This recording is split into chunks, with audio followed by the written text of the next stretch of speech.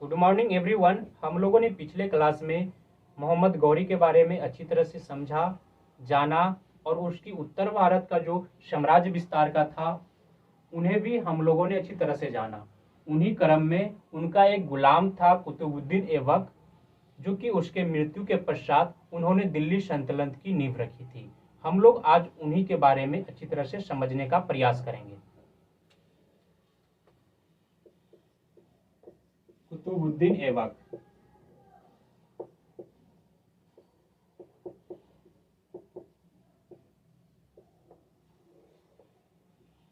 इसका जन्म जो है 1150 ईस्वी में हुआ था।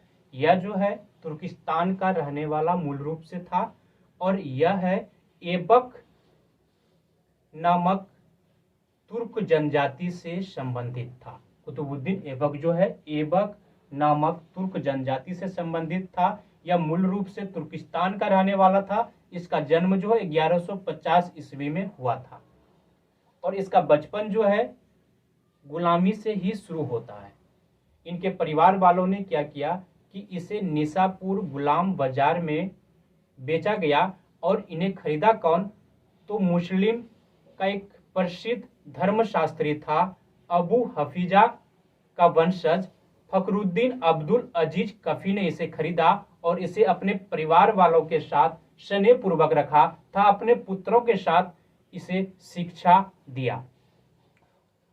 काजी ने क्या किया कि इसे बचपन में ही घोड़सवारी, तीरंदाजी, तलवारबाजी और कुरान जो है कंठस्थ याद करवा दिया था, जिसके कारण से इसे कुरान ख्वा के नाम से भी इसे जाना जाता है। हम लोग इसे विस्तार से जानने का प्रयास करेंगे और हम लोग पहले से लिख लेते हैं। इसका जन्म कब हुआ था? तो 1150 ईस्वी में। कहाँ का रहने वाला था? तो तुर्किस्तान का रहने वाला था।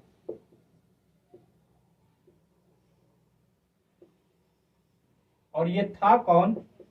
तो ऐबक नामक तुर्क जनजाति से। ऐबक नामक तुर्क जनजाति से था और परिवार वालों ने क्या किया था? बचपन में ही परिवार वालों ने बचपन में ही बेचा था। और इसकी शिक्षा दीक्षा कहाँ हुई? तो फखरुद्दीन अब्दुल अजीज कफी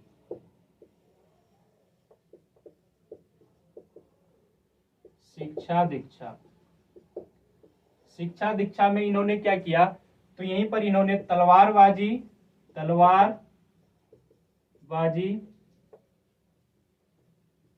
घोड़सवारी,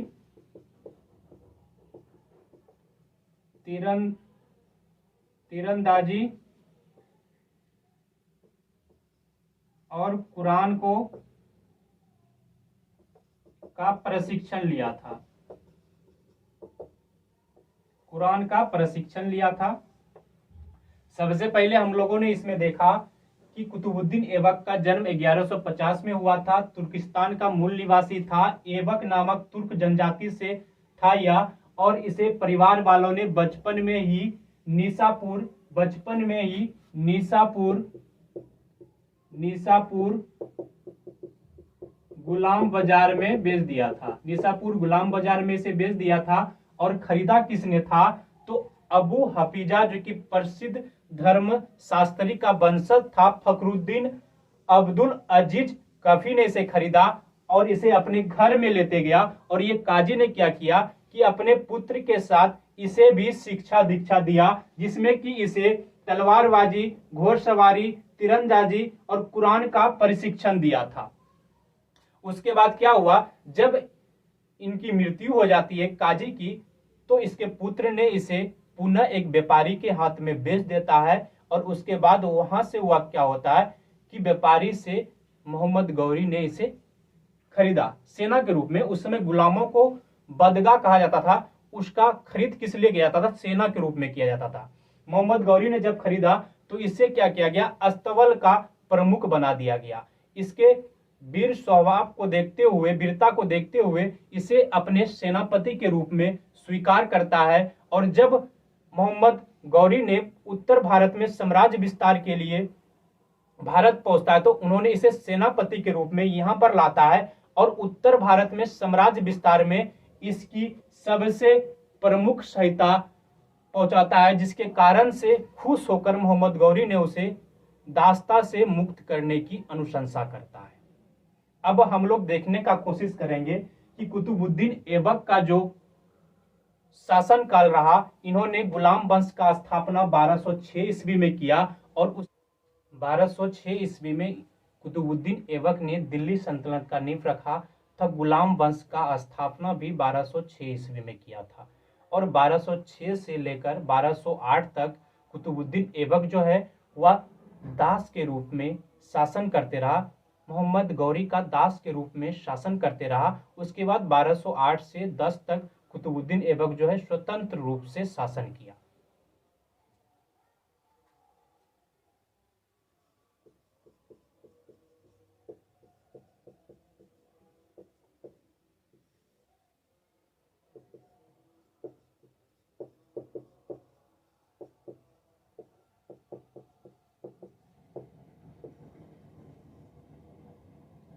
दिल्ली सल्तनत का जो है यह प्रथम सुल्तान था, प्रथम सुल्तान दिल्ली सल्तनत का। उसके बाद गुलाम वंश का स्थापना किया था। गुलाम वंश का स्थापना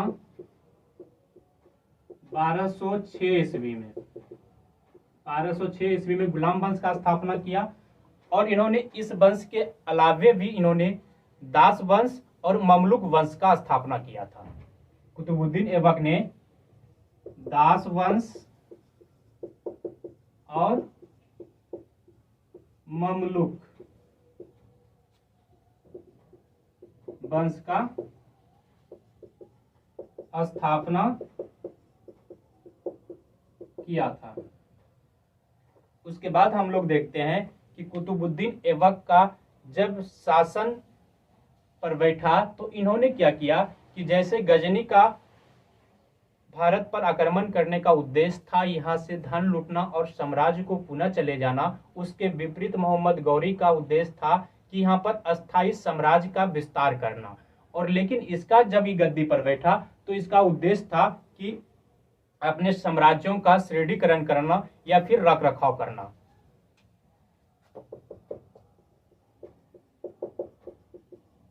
अपने साम्राज्यों का श्रेणीकरण करना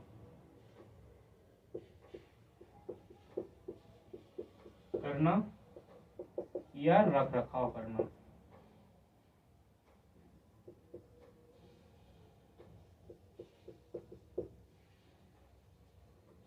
इस प्रकार हम लोग देखेंगे कि कुतुबुद्दीन ऐबक जब दिल्ली की में बैठा शासन पर, दिल्ली सल्तनत की नींव रखी, तो वह प्रथम सुल्तान था। उसके बाद इन्होंने राजधानी कहाँ बनाई तो लाहौर को अपनी राजधानी बनाई। कुतुबुद्दीन ऐबक ने लाहौर को अपनी राजधानी बनाई, लाहौर को अपनी राजधानी बनाई।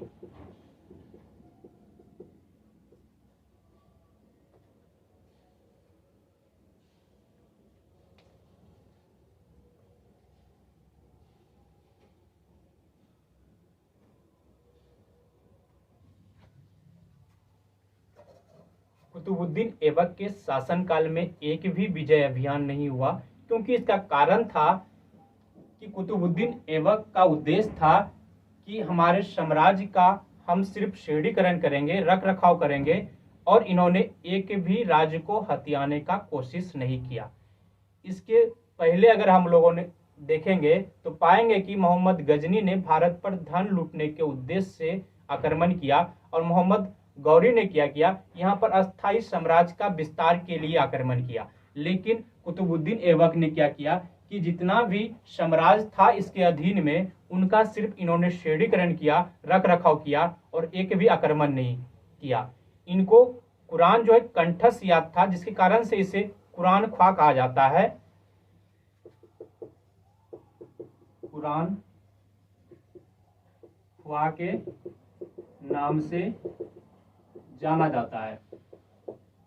उसके बाद इसकी दानशीलता के कारण इसे लाख बख्श कहा जाता है, यानी लाखों का दान करने वाला, इसे लाख बख्श के नाम से भी जाना जाता है। कुतुबुद्दीन ऐबक को लाख बख्श के नाम से भी जाना जाता है, लाख बख्श के नाम से जाना जाता है।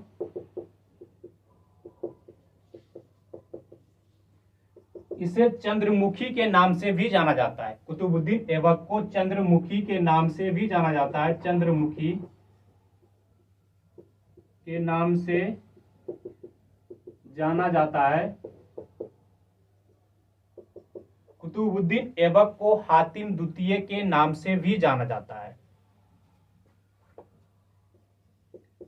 हातिम द्वितीय के नाम से भी जाना जाता है। हम लोगों ने देखा कि कुरान कंठस्थ याद होने के कारण कुतुबुद्दीन ऐबक को कुरान ख्वा के नाम से जाना जाता है, लाखों का दान करने के कारण इसे लाख बख्श के नाम से जाना जाता है, और चंद्रमुखी के नाम से भी कुतुबुद्दीन ऐबक को जाना जाता है, हातिम द्वितीय के नाम से भी कुतुबुद्दीन ऐबक को जाना जाता है। उसके बाद हम लोग देखेंगे कि इन्होंने अपने साम्राज्य के शीर्षीकरण के लिए किन साम्राज्यों से अपना संबंध स्थापित किया था।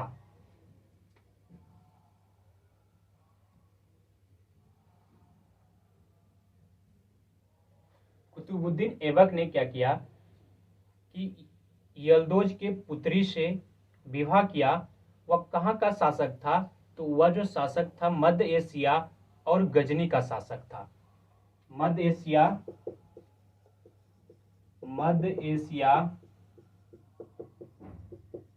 और गजनी के शासक यल्दोज के पुत्री से विवाह किया। कुतुबुद्दीन ऐबक ने मध्य एशिया और गजनी के शासक यल्दोज के पुत्री से विवाह किया, जबकि इन्होंने अपनी बहन का विवाह मुल्तान और सिंध के शासक कुबाचा से किया। अपनी बहन का विवाह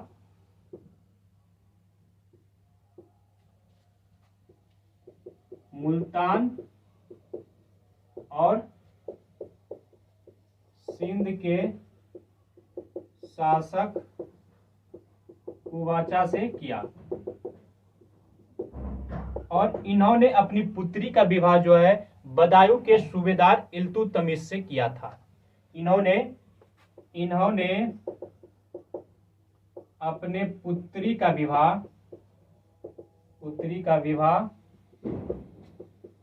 बदायूं का सूबेदार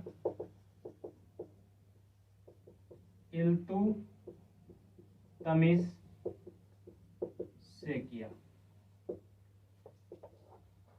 हम लोग यहाँ पर समझने का प्रयास करेंगे कि इन्होंने अपने साम्राज्य का शीर्षीकरण किया, इन्हें रख रखाव किया कि इनके साम्राज्य पर कोई आक्रमण नहीं कर सके, बंद इन्होंने स्थापित करने का काम किया था। सबसे पहले इन्होंने क्या किया कि मध्य एशिया और गजनी का जो शासक था यल्दोज, उसकी पुत्री से कुतुबुद्दीन ऐबक ने विवाह किया, और जबकि अपनी बहन का विवाह इन्होंने कहाँ किया तो सिंध और मुल्तान का जो शासक था कुबाचा उससे किया, और कुतुबुद्दीन ऐबक ने अपनी पुत्री का विवाह बदायूं के सूबेदार इल्तुतमिश से किया।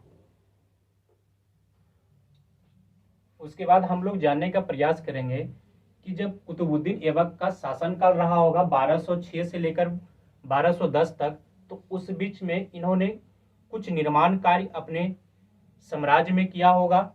तो सबसे पहले हम लोग देखने का कोशिश करेंगे कि दिल्ली स्थित जो जैन मंदिर थी, कुतुबुद्दीन ऐबक ने क्या किया कि उसे तोड़कर उसके स्थान पर एक कुबत उल इस्लाम मस्जिद का निर्माण किया, और यह भारत में निर्मित प्रथम मस्जिद थी ये भी याद रखिएगा।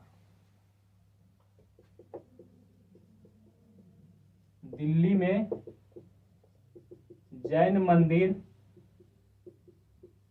तोड़कर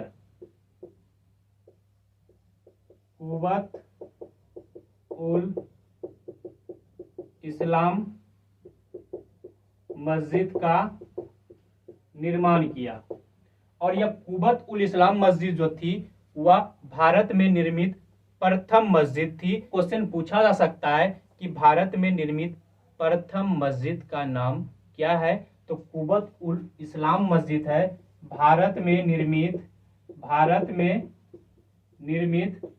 प्रथम मस्जिद थी है।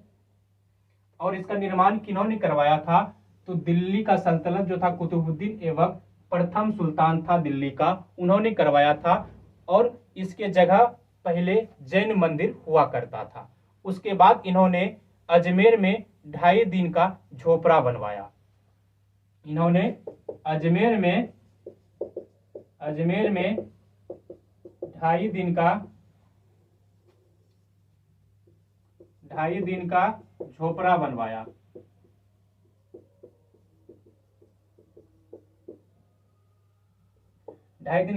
बनवाया। उसके बाद इन्होंने क्या किया कि सूफी संत ख्वाजा बख्तियार काकी के स्मृति में इन्होंने कुतुब मीनार का निर्माण प्रारंभ किया। और ये जो है ये सिर्फ प्रथम मंजिल ही बना सका था। इनके द्वारा कुतुब मीनार का सूफी संत ख्वाजा बख्तियार काकी के स्मृति में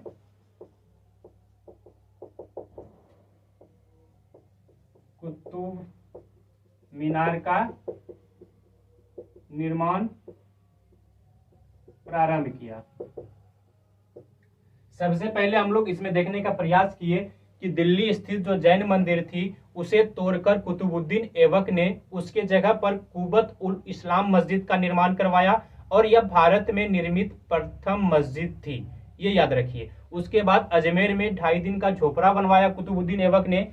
और सूफी संत ख्वाजा बख्तियार काकी के याद में इन्होंने कुतुब मीनार का निर्माण प्रारंभ किया। और इनके द्वारा सिर्फ प्रथम मंजिल ही बन सकी थी। उसके बाद कुतुब मीनार पर जो अंकित नाम है वह 4 शासकों का है। सबसे पहले कुतुबुद्दीन ऐबक का है, इल्तुतमिश का है, फिरोज तुगलक का है, उसके बाद सिकंदर लोदी का है। उसके बारे में थोड़ी बहुत हम लोग जानकारी ग्रहण कर लेंगे। कुतुबुद्दीन ऐबक ने सूफी संत ख्वाजा बख्तियार काकी के याद में कुतुब मीनार का निर्माण प्रारंभ करता है। और इनके द्वारा सिर्फ कुतुब मीनार का प्रथम मंजिल ही बनाया जा सका। उसके बाद बाकी का कार्य 3 और सुल्तान करते हैं। सबसे अधिक जो कार्य किया जाता है कुतुब मीनार के लिए वह इल्तुतमिश के द्वारा किया जाता है। और कुतुब मीनार पर अंकित 4 सुल्तानों का नाम है। हम लोग पहले उन सुल्तानों का नाम लिख लेते हैं। कुतुब मीनार पर अंकित सुल्तानों का नाम सबसे पहले इसका कार्य जो प्रारंभ किया था कुतुब मीनार बनाने का, तो कुतुबुद्दीन ऐबक ने। कुतुबुद्दीन ऐबक, उसके बाद है इल्तुतमिश, उसके बाद फिरोज तुगलक, उसके बाद है सिकंदर लोदी। कुतुबुद्दीन ऐबक के द्वारा कुतुब मीनार का प्रथम मंजिल ही बन सका था। इसके द्वारा प्रथम मंजिल बना था। और इल्तुतमिश में इसमें क्या किया तीन मंजिल, इसमें 3 मंजिल और निर्माण किया, जिससे कि 4 मंजिल की कुतुब मीनार हो गया। और इसकी ऊंचाई जो है 225 फीट हो गई, 225 फीट। उसके बाद जो है क्या होता है, फिरोज तुगलक के शासनकाल पर इस पे बिजली गिरने के कारण इसका जो चौथा मंजिल है वह ध्वस्त हो जाता है और उसमें क्षति पहुंचती है, जिसके कारण से फिरोज तुगलक क्या करता है कि उसके स्थान पर छोटा 2 और मंजिल बनवाता है, जिससे कि मंजिलों की संख्या कुतुब मीनार में 5 हो जाती है। और यहाँ पर इसकी लंबाई अगर देखी जाए तो 234 फीट का हो जाता है।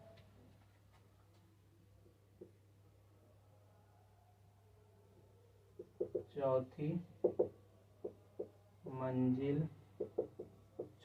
क्षति होने के कारण इसके स्थान पर 2 छोटी मंजिल उठाई जाती है, जिससे कि टोटल मंजिलों की संख्या 5 मंजिल की है कुतुब मीनार, ये याद रखिए। और इसकी ऊंचाई कितनी है, तो 234 फीट है। 234 फीट 5 मंजिल का है और 234 फीट है। हम लोगों ने समझने का प्रयास किया कि सूफी संत ख्वाजा बख्तियार काकी के स्मृति में कुतुब मीनार का निर्माण कार्य प्रारंभ किसके द्वारा किया गया, तो कुतुबुद्दीन ऐबक के द्वारा किया गया। और ये सिर्फ प्रथम मंजिल ही बना सका था। उसके बाद इसका जो दामाद था इल्तुतमिश, उन्होंने क्या किया कि इस प्रथम मंजिल के ऊपर 3 मंजिल और बनवाया, जिससे कि कुतुब मीनार में मंजिलों की संख्या 4 हो गई और इसकी ऊंचाई जो है वह 225 फीट हो गई।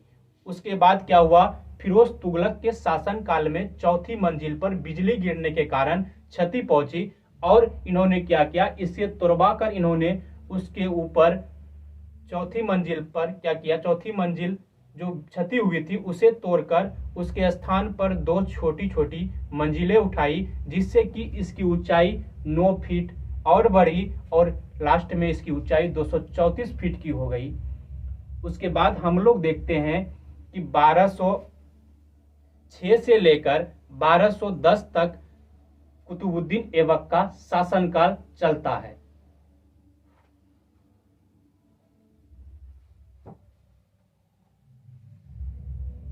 बाद हम लोग देखते हैं कुतुबुद्दीन ऐबक का जो दरबारी कवि था वह हसन निजामी था। ये याद रखिए, इसका दरबारी कवि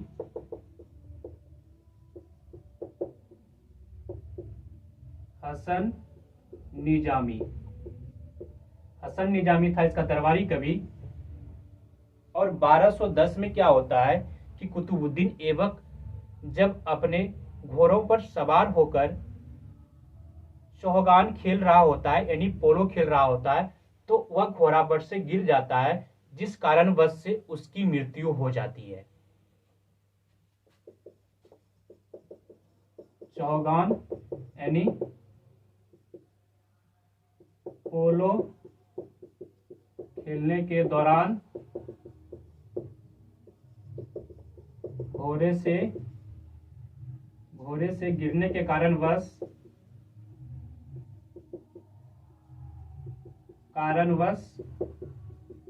मृत्यु हो जाती है।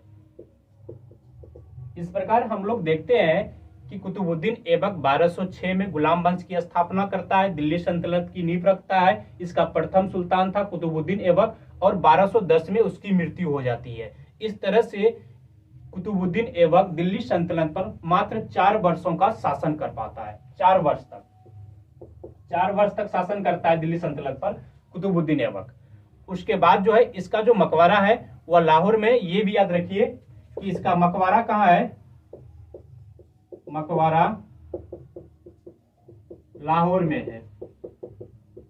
और इसके मृत्यु के पश्चात इसका उत्तराधिकारी जो है आराम शाह बनता है। इसका उत्तराधिकारी कौन बनता है, जो कि अयोग्य शासक था। उत्तराधिकारी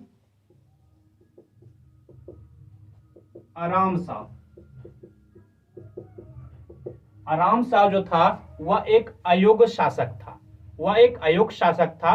उसका शासनकाल अधिक समय तक नहीं चल सका, क्योंकि दिल्ली में जो तुर्क अमीर थे उन्होंने क्या किया कि 7 माह के पश्चात बदायूं का सूबेदार यानी कुतुबुद्दीन ऐबक का जो दामाद था उन्हें आमंत्रित करता है गद्दी पर बैठने के लिए, जिससे क्या होता है कि लाहौर स्थित एक हरमुज स्थान है जहां पर आराम शाह और इल्तुतमिश में युद्ध होता है और यहां पर इसकी हत्या कर दी जाती है। हरमुज में, लाहौर के पास हरमुज में आराम शाह और इल्तुतमिश में युद्ध होता है। और इसमें क्या होता है कि आराम शाह का हत्या कर देता है इल्तुतमिश, उसके बाद गद्दी पर इल्तुतमिश बैठता है।